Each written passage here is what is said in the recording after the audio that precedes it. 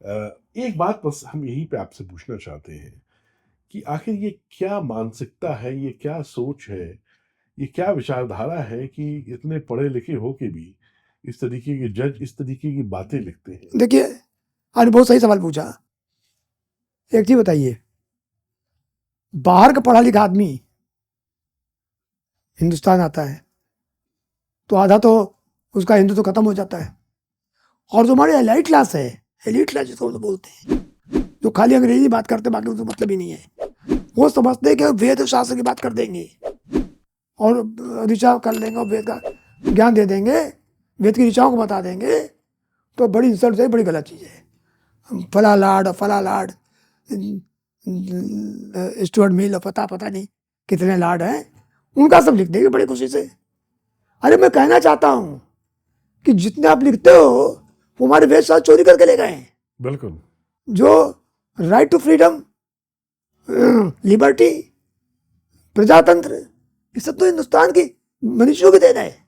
मैं वेद शास्त्र भी लिखा है, मैं वेद में ये भी लिखा है कि राजा कैसा हो, न्यायाधीश कैसा हो, वो मानने में दिक्कत होती है, इसलिए कि उनका ब्रेन वॉश हो चुका है।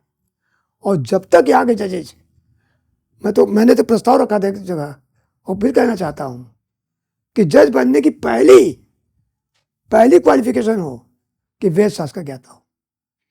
अगर वेद शास्त्र आप हिंदुस्तान में रहकर नहीं जानते हैं तो आप जज होने लायक नहीं। क्या बात है, ये मेरी अपनी सोच है, बहुत सुंदर। और मेरे उम्मीद है, और मैं लड़ रहा हूँ, आज नहीं तो कल।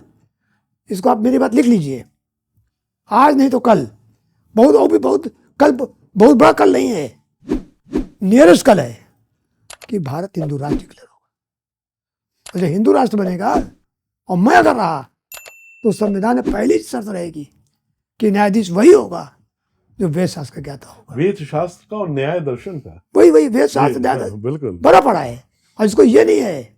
और इंडिया के जजेज फॉरेन के किसी को कोर्ट नहीं कर सकते, हम फॉरेन लॉ नहीं मानेंगे, बिल्कुल सही बात, किसी को नहीं मानेंगे। क्या बात है।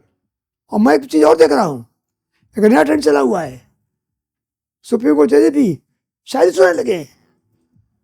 यानी हिंदी कविता, हिंदू कविता, या जो अपने बड़े बड़े जयशंकर प्रसाद जी और इतने भारी भारी कवि हमारे हुए, निराला जी हुए हैं, सुविधा पंत हुए हैं, दिनकर जी हुए हैं, गुप्त जी, कितने नाम लो, एक से एक हुए हैं, उनका नहीं लेंगे। क्या सुनाएंगे? शराब की बोतल है और एक अय्याश है। भाई उर्दू तो दो ही चलती है, या तो शराब की बोतल और या इश्क, जो या तो बोतल घूम रही है या तो अय्याश घूम रहा है, कुछ ऐसा ही उन्हें चलता है। तो ये, और उसको याद कर रहे हैं और फर्ज सुनाते हैं शायरी। तो जब ब्रेन वॉश इस हद तक हो जाएगा कि अपने कवियों को भूल जाएंगे, और चंद दिनों के जो ऐसे लोग हैं जिस लैंग्वेज का कोई मतलब न तो मूल है न भविष्य है, उसका ध्यान रखें। ये पतन की नौबत है और हमको इस पतन को रोकना है। अयोध्या केस में बहुत कुछ सीखा मैंने, बिल्कुल।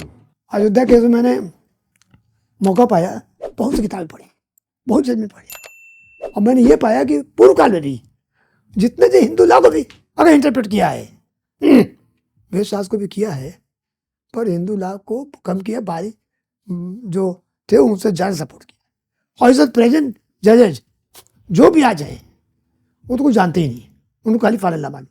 बहुत सही कहा आपने।